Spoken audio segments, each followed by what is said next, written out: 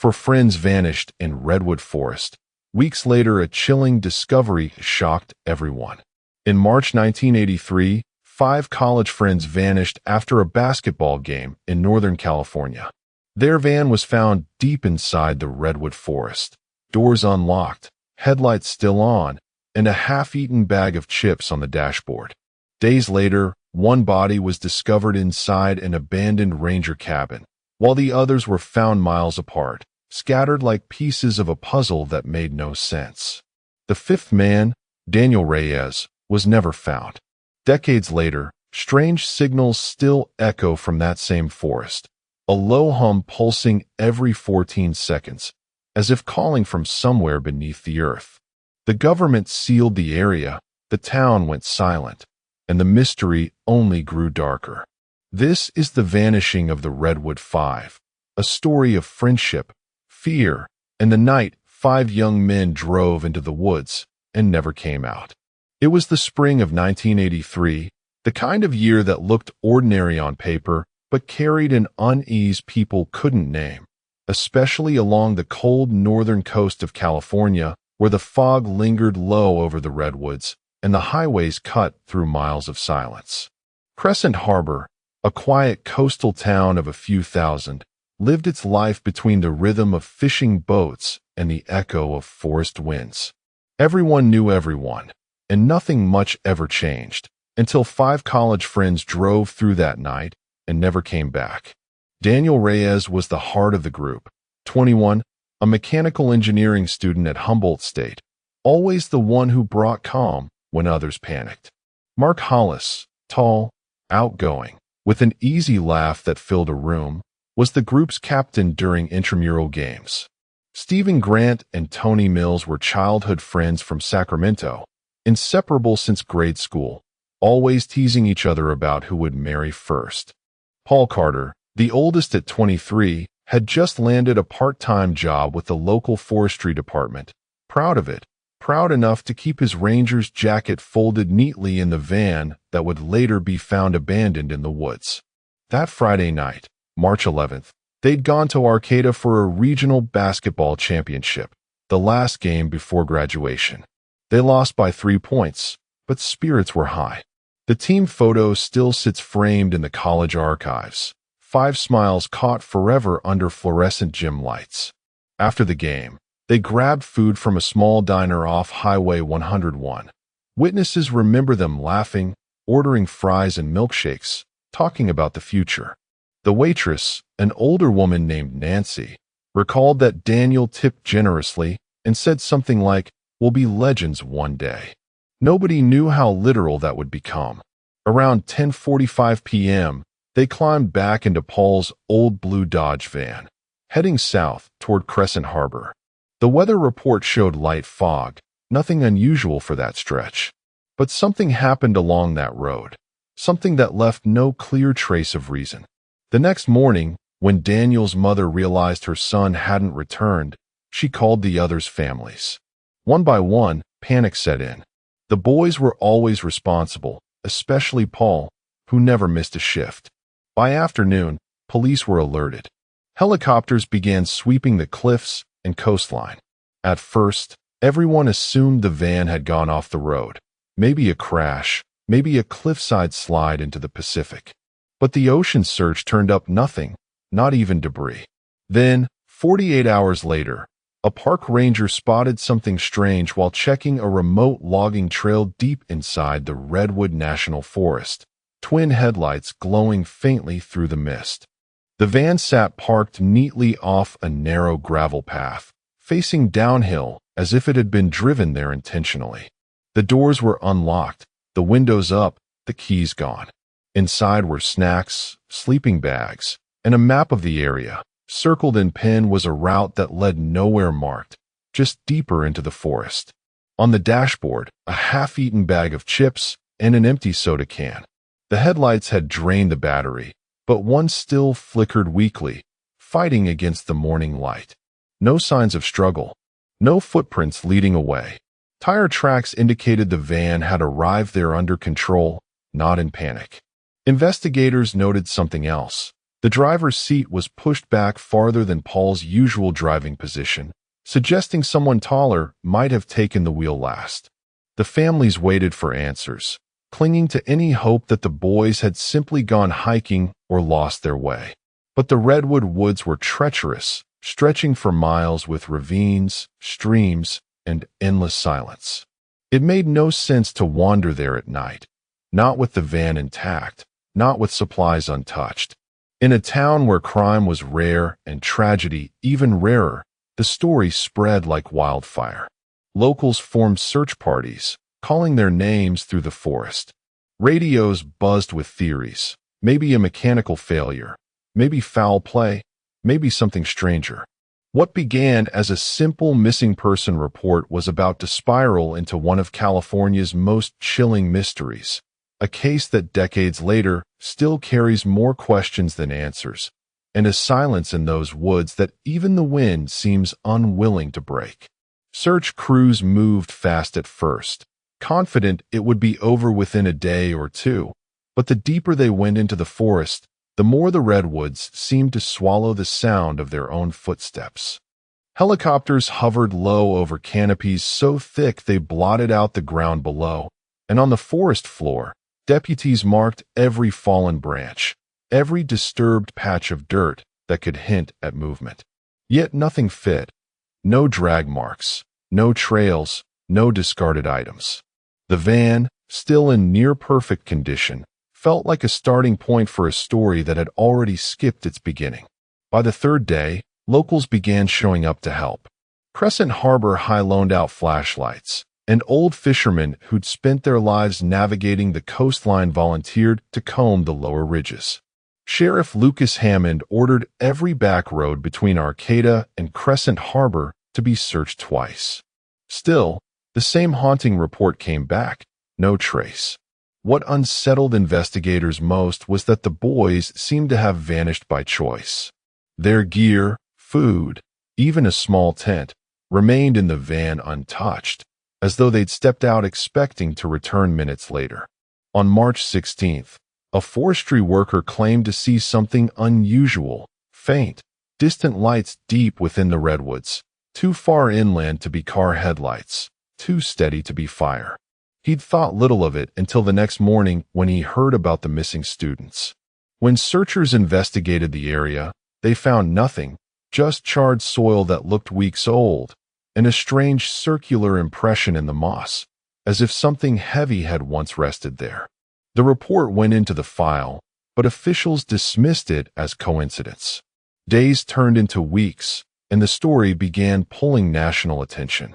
News crews from San Francisco drove up to film the van's site, broadcasting eerie images of the fog-shrouded forest, the empty vehicle, and police tape fluttering like ribbons. It was then the first twist emerged. A group of hikers reported finding a torn map lodged inside a tree hollow 5 miles from the van's location. It matched the same kind of map found inside the vehicle, with 2 circled routes this time instead of 1. Both circles converged near an unmarked service road leading toward an old ranger outpost that had been shut down years earlier after a fire. The discovery re-energized the search, and teams pushed toward that direction. What they found, however, raised more questions than answers. Near a dried creek bed less than a mile from the outpost, investigators discovered a single running shoe. The sole was imprinted with a faint SG, initials belonging to Stephen Grant, one of the missing 5. Nearby, they found a tattered piece of blue cloth, consistent with the flannel shirt Stephen was last seen wearing. No blood, no struggle, no sign of the others. It was as if he had just melted into the trees. The following morning brought another twist. A logger named Ben Kersey claimed he'd encountered a disoriented man along an old service trail the previous night, barefoot, shivering, and mumbling incoherently about light in the woods. By the time Kersey brought the sheriff back, there was no trace of the man. Kersey insisted it wasn't a hallucination, that the man looked like one of the missing students, possibly Daniel Reyes. Police took the statement seriously, but after extensive searching, nothing surfaced. The incident was quietly recorded and shelved, joining a growing list of strange, half-credible accounts. As pressure mounted, the media narrative began to shift. Reporters hinted at darker explanations, perhaps a drug-related detour, a cult ritual, or an intentional disappearance. Families were furious, holding press conferences to defend their sons' reputations. Meanwhile, local folklore began to reawaken. Residents whispered about the hum, a low, vibrating sound some claimed to hear at night in the deeper parts of the forest. Others spoke of flickering lights that seemed to move without pattern, as if under intelligent control. These stories were old, dismissed for generations, but now, in the absence of answers, they returned with force. Then came the break everyone had been waiting for. On April 2nd, nearly 3 weeks after the van was found, a park ranger named Elaine Crawford discovered what would later be called the Redwood Trail site. Following a narrow ridge east of the van's location, she found scattered footprints, 5 sets, leading uphill in an oddly straight line, as though following something or someone. The tracks ended abruptly at a rocky outcrop overlooking a deep ravine. No sign of anyone falling. No rope, no blood, no further prints. It was as if they'd stopped walking mid-step and vanished. Behind that ridge, however, hidden by underbrush, searchers discovered remnants of a small campfire, burned down to ash, surrounded by a circle of stones. A few feet away lay an open journal, the pages damp but still legible. The handwriting was confirmed to be Paul Carter's. Most of it contained mundane notes, dates, hiking distances, food tallies, until the final entry, written hastily and barely readable. It's close now. We shouldn't have come this far. The lights aren't stars. The journal was the first piece of tangible evidence suggesting the boys had survived at least a few days after leaving the van. It also deepened the mystery. Why didn't they use their supplies or the nearby ranger radio? Why did they keep moving deeper into the wilderness? Why did they separate? Investigators doubled their search around the outpost marked on the map, convinced that the boys had been heading there for shelter or help. The Redwood Woods, however, were deceptive, filled with false trails, sinkholes, and caves hidden beneath moss. Even experienced rangers often got lost there for hours. Every new search produced either dead ends or fragments, a torn sleeve, a shoe print, an abandoned trail marker pointing nowhere. By April 10th, a grim realization set in among law enforcement. Whatever happened in those woods, it wasn't random. The boys had been driven by something that led them away from safety and deeper into a place few ever dared to go. Crescent Harbor held its breath, haunted by the thought that maybe the redwoods themselves had claimed them, or maybe something far more human had. The discovery of the journal shifted the tone of the entire case, transforming it from a disappearance into something darker, more deliberate. Searchers focused around the old ranger outpost marked on both maps, a decaying wooden structure barely standing against the encroaching forest. The trail leading there was almost gone, swallowed by roots and moss, but a faint path still wound through the trees, the kind of trail only someone desperate would follow. When investigators finally reached the cabin, what they found erased any hope that this story would end cleanly. Inside, near the rusted stove and a collapsed cot, lay the body of Paul Carter. He was wrapped in a sleeping bag, positioned as though he'd tried to sleep, though the expression on his face suggested otherwise. Eyes half open, features frozen in what looked like a mix of fear and confusion. Around him, searchers found evidence that he'd survived for several days. A small pile of burned wood sat beside him, ashes gray and untouched for at least a week. There were unopened cans of beans, an intact water jug, and most chilling of all, a working ranger radio still connected to power. The medical examiner estimated Paul had died of hypothermia, but under circumstances that made little sense. His body temperature and dehydration level suggested he hadn't eaten or moved for days, even though supplies sat within arm's reach. Investigators noted that one of the radio dials had been turned to an obscure frequency, one not used by local law enforcement or emergency services. When tested, the radio emitted nothing but a soft hum, like static layered with distant clicking, irregular and unsettling. The autopsy revealed no signs of trauma or foul play. Yet something about the way the scene was arranged, methodical, clean, almost intentional, made it difficult to accept that Paul had simply laid down to die. On the wall beside the cot, drawn faintly in ash, was a circular mark, almost like a compass with no letters, no clear direction.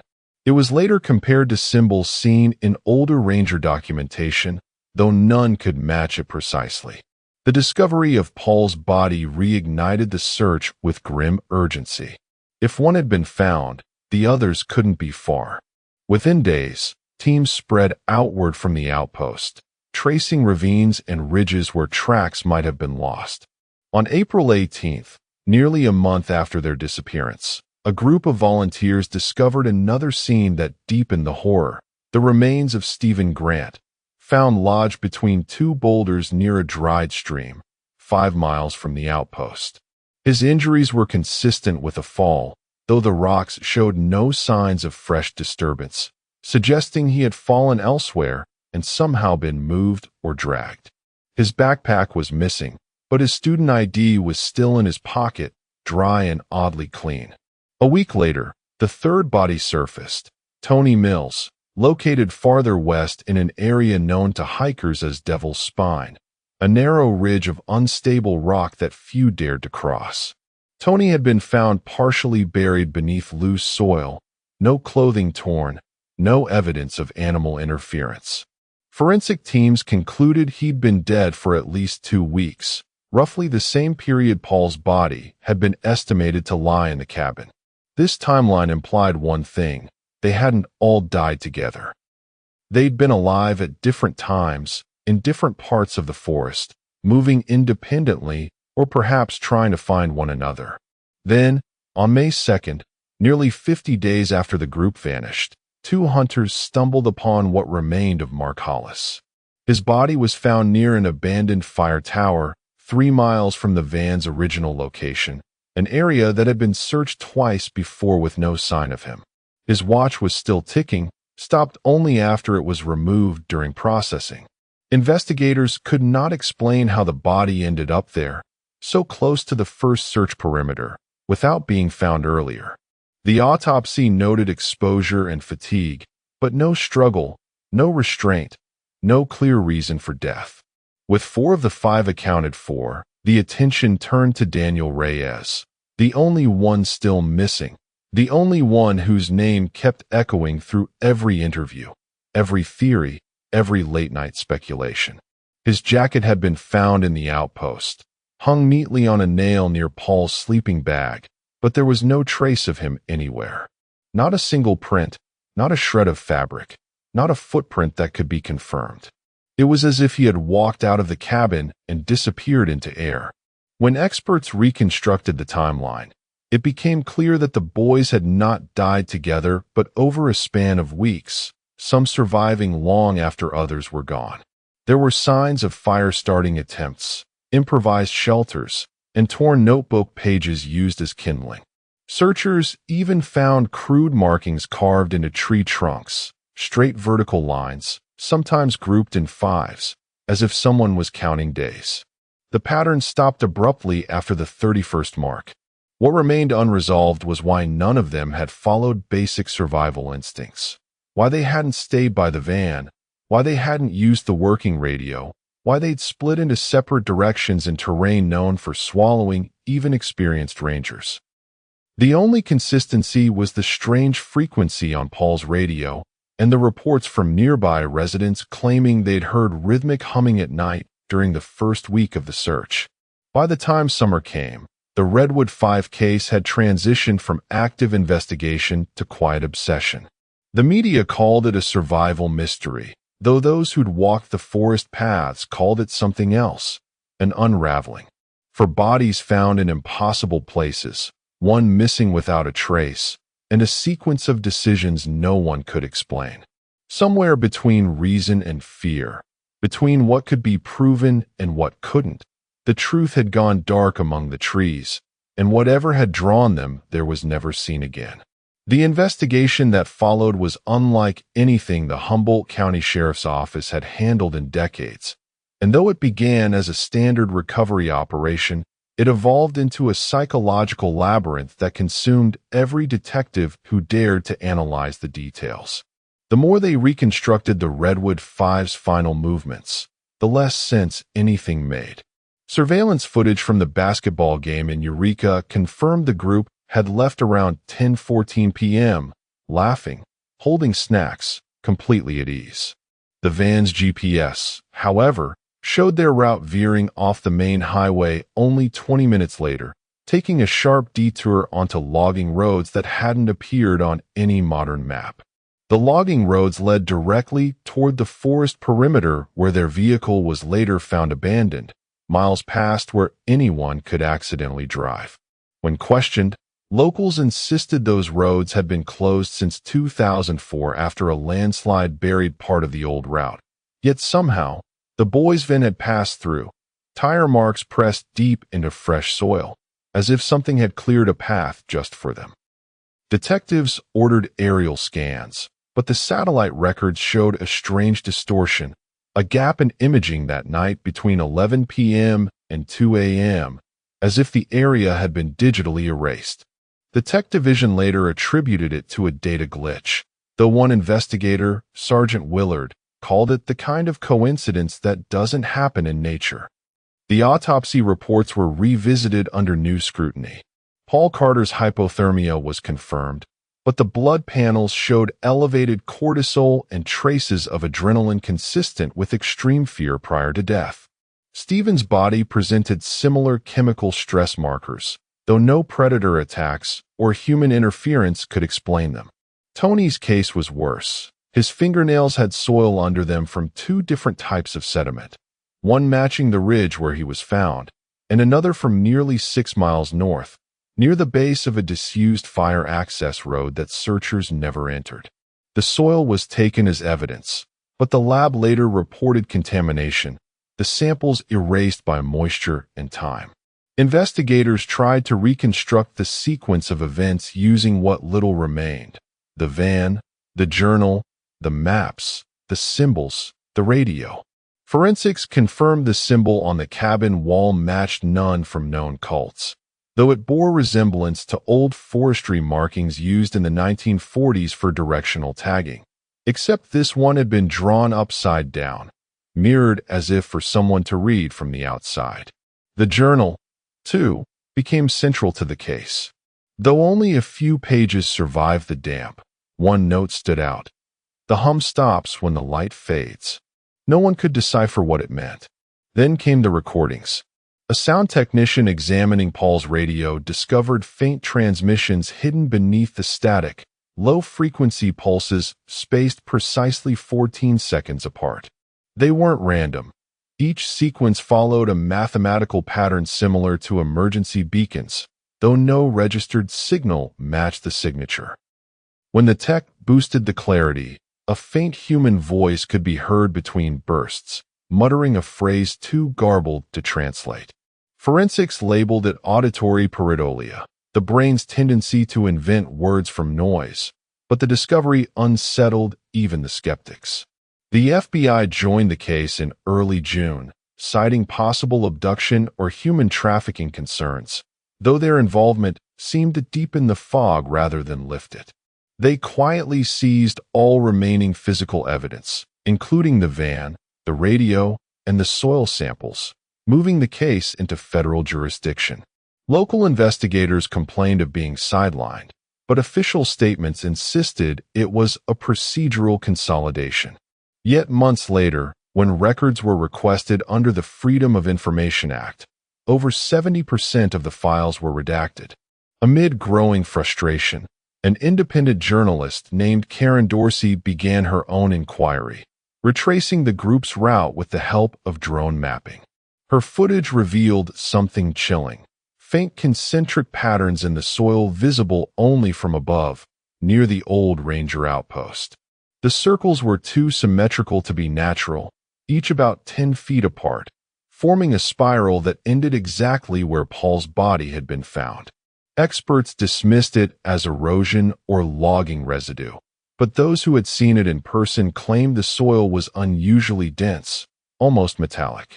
In late summer, a hiker found Daniel Reyes's wallet 50 miles south of the forest, near a coastal inlet inaccessible by car. Inside were his student ID, $27 in cash, and a faded bus ticket from a route discontinued 2 years earlier. There was no blood, no damage, just the faint smell of smoke. Divers searched the nearby waters, but found nothing. The wallet reignited every theory imaginable. Daniel had escaped. Daniel had been taken. Daniel had been complicit. Online forums lit up overnight, spinning tales of cults, secret military experiments, and even time-lost phenomena. The sheriff's department refused comment. By autumn, the case had fractured into factions. One side argued that fear and isolation drove the boys to panic and separate, leading to their deaths. The other pointed to the impossible distances between recovery sites, the missing days and data logs, and the strange frequency that persisted for weeks after, still detectable on specialized scanners near the outpost, still pulsing at the same 14-second interval. Amateur investigators began camping near the area, capturing audio samples and claiming to hear voices calling names that weren't theirs. Then, just before winter, Sergeant Willard, the same investigator who'd first noticed the GPS anomaly, disappeared. His patrol SUV was found parked on the same access road where the boys' van had been recovered, the engine running, driver's door open, headlights pointed into the trees. Inside, his radio was tuned to the same unregistered frequency as Paul's. No trace of him was ever found. The department sealed the case within weeks, citing mental exhaustion and procedural closure, though no one truly believed it ended there. To this day, the Redwood Five file remains officially classified as inconclusive. The forest was later fenced off for wildlife rehabilitation, though no animals were ever documented returning. Locals say the hum can still be heard some nights, faint but rhythmic, like something mechanical buried deep beneath the earth, still repeating the same signal that brought those boys off the road all those years ago. The aftermath of the Redwood Five case rippled through Northern California like a cold, unrelenting tide, eroding trust, sanity, and every sense of safety the quiet logging towns once held. The media descended within days, their headlines screaming, "The Vanished," "Mystery in the Woods," "The Redwood Curse." Reporters camped outside the sheriff's department, desperate for answers, but what they got instead was silence, carefully worded statements, and eventually, an iron wall of federal non-disclosure. The town of Ferndale, where the boys had grown up, became a strange kind of shrine. Missing posters fading on telephone poles, flickering candles left on porches, and roadside memorials that still stood long after most families had moved away. Parents grew paranoid. Students stopped traveling after dark. The once busy logging road that cut toward the forest was closed permanently, blocked by a heavy steel gate. But even that didn't stop the stories. Truckers swore they still saw lights weaving between the trees at night, moving in slow, deliberate patterns, and hikers claimed to hear faint laughter echoing through the fog, like the sound of young men somewhere deep inside the woods, lost, but still calling out for help. The case had become a cultural phenomenon by 1985. National television specials replayed the events, using dramatized reconstructions that barely resembled the truth. Psychics offered interpretations on late-night talk shows, claiming the boys had crossed into another realm.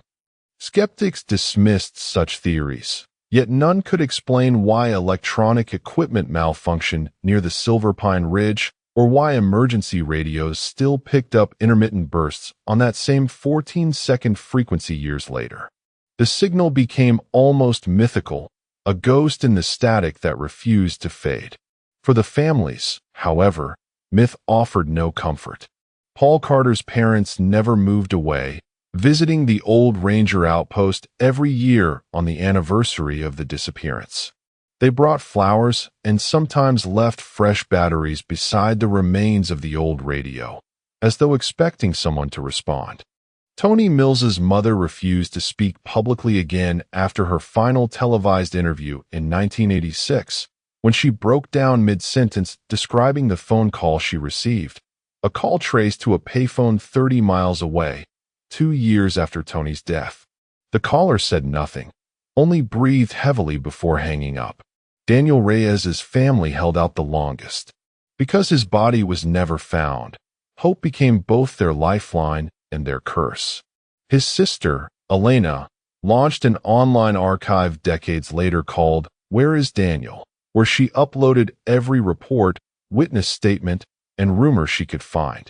In 2007, she received an email from an unlisted address containing only one attachment: a grainy photo of what looked like a young man walking on a foggy highway at night, wearing the same varsity jacket Daniel had owned.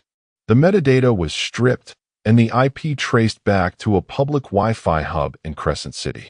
Law enforcement dismissed it as a cruel prank, but Elena still believes it was real, claiming the man's posture, his build, even the way he held his hands, was Daniel.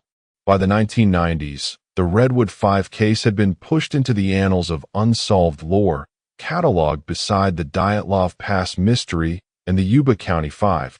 Yet every few years, something strange would drag it back into the public eye. In 1994, a wildfire swept through part of the restricted forest, exposing sections of soil that had never been seen since the original search. Firefighters reported seeing large circular impressions in the ground, deep as footprints but massive in scale, arranged in spirals similar to the drone imagery from 1983. Scientists claimed they were caused by wind vortices, though no similar pattern was ever documented anywhere else in the region. In 2001, a group of paranormal investigators sneaked into the restricted zone and streamed their findings live online, the first viral broadcast of its kind. The stream lasted 47 minutes before abruptly cutting out. Viewers described hearing a low humming tone seconds before the feed ended. The team's equipment was later found stacked neatly beside their vehicle, but none of the 3 members were ever located. The FBI dismissed it as internet hoaxers staging their own disappearance, but locals said otherwise, whispering that the forest had taken more. Still, despite decades of fear and speculation, the official stance of the Humboldt County Sheriff's Office never changed. The Redwood Five perished due to exposure and disorientation. Yet that explanation grew thinner with each passing year. Newly declassified reports revealed that temperature readings in the area had never dropped below freezing that night, debunking the hypothermia theory altogether. Another memo uncovered by investigative journalists hinted at the discovery of unidentified metallic residue found near the cabin site, residue that had since gone missing from the evidence archive. When pressed, the department refused comment, stating only that the chain of custody could not be confirmed. The final and perhaps most disturbing twist came in 2013, when a forestry drone mapping project detected faint subsurface anomalies near the old ranger outpost. Ground-penetrating scans revealed what looked like a buried structure, circular, hollow, with angular corridors radiating outward. The coordinates match precisely with the area closed off after the boys' disappearance. Within days, federal teams moved in, cordoning off the site. No public excavation followed, and no explanation was ever given. Locals were told the region was being repurposed for environmental stabilization. The story should have ended there, but it didn't. Late one winter evening in 2016, a park ranger patrolling the closed perimeter reported hearing faint static from his walkie-talkie, followed by a broken transmission repeating his own name, David, in a voice he swore belonged to his long-deceased friend, Mark Hollis. The logs from that night show the recording was real, though the department later marked it as a frequency interference anomaly. Now, more than 40 years later, the Redwood Five remains suspended between myth and evidence, trapped in the uneasy space where truth refuses to settle. Their photographs, faded and sun-warped, still hang inside a glass case at the Ferndale Town Library. 5 young men forever frozen in the joy of youth, moments before stepping into the dark. Locals don't talk about them much anymore, but those who grew up near the forest know the story by heart. And when the wind drifts low across the pines, they say you can still hear a rhythm beneath the silence, the same slow pulse, steady and mechanical, marking the time since the night 5 friends vanished into the hum of the redwood woods. There are stories that fade with time, and there are those that cling to the edges of memory, refusing to die, whispering through the years like echoes trapped in the air. The story of the Redwood Five is one of those that never truly ended. It's not just about 5 friends who vanished. It's about how a single night can rewrite the lives of everyone left behind. Decades later, the forest still stands, silent, cold, and watchful. And though the signs of that night have been swallowed by moss and rain, something about it still feels alive. The truth is, some mysteries are not meant to be solved. We search, we analyze, we demand logic, but there are moments when the line between coincidence and fate blurs so deeply that even reason becomes useless. Maybe the Redwood Five didn't just disappear in the woods. Maybe they disappeared into it, becoming part of something larger, something the human mind was never built to understand. And yet, it's not the van, the signal, or the missing boy that haunts most people. It's the silence. The quiet space where answers should be, the emptiness that gnaws at anyone who has ever lost someone without closure. Because at its core, this story isn't just about disappearance. It's about the human need for explanation. We can accept tragedy. We can accept death. But we struggle with not knowing. We're terrified by it. If you listen closely, though, the Redwood Five case teaches something uncomfortable. That control is often an illusion. That sometimes the world doesn't owe us an explanation. That the universe can take without warning, and the only thing we can do is remember. And maybe, just maybe, remembering is the only way the lost ever find their way back. The people of Ferndale learned this the hard way. They learned that grief can outlast generations, that unsolved questions can shape a community's soul, and that every mystery leaves behind a shadow. Because the Redwood Five weren't just victims. They were sons, brothers, friends, dreamers. They had plans, futures, jokes no one else would understand. And yet, in one stretch of silent forest, all of that ended. Or began again, in a way we still can't explain. Maybe that's why the case continues to pull people in. Investigators, thrill seekers, filmmakers, anyone who believes truth is hiding just beyond reach. But after all these years, one question still lingers. Would you really want to know the truth if it meant losing the mystery? Because sometimes, finding the answer doesn't bring peace, it only deepens the wound. If there's one piece of advice this story leaves behind, it's this: trust your instincts. When the road feels wrong, turn back. When the forest calls, don't listen. And when something inside you whispers that something isn't right, believe it, because most tragedies don't begin with monsters or legends. They begin with small choices, ignored warnings, and the quiet confidence that it'll be fine. The Redwood Five probably felt that too, until it wasn't. So tonight, as you turn off your lights and the hum of silence settles in, remember that not all mysteries hide in distant places. Some live closer, in the dark stretch of highway outside your town, in the woods you drive past without a glance, in the stories your parents never tell in full. The Redwood Five remind us that even in a modern world of satellites, data, and surveillance, people can still vanish into thin air, leaving only questions that refuse to die. And now I want to ask you, what do you think really happened to the Redwood Five? Did they lose their way? Or did something lead them astray? Do you believe some places can hold memories, energy, or even intentions? Or was this tragedy just a perfect storm? Human fear meeting nature's indifference? Whatever your answer, the forest doesn't care. It's still there, waiting, patient as ever. And maybe, just maybe, the hum you hear isn't just the wind through the trees. If this story gripped you, unsettled you, or made you think twice before driving down a lonely road, make sure to like this video, subscribe to Last Clue, and turn on the notification bell so you never miss another case like this one. Because in every corner of America, there's another mystery waiting to be told, another person, another night, another vanishing, and maybe the next clue will finally bring one of them home.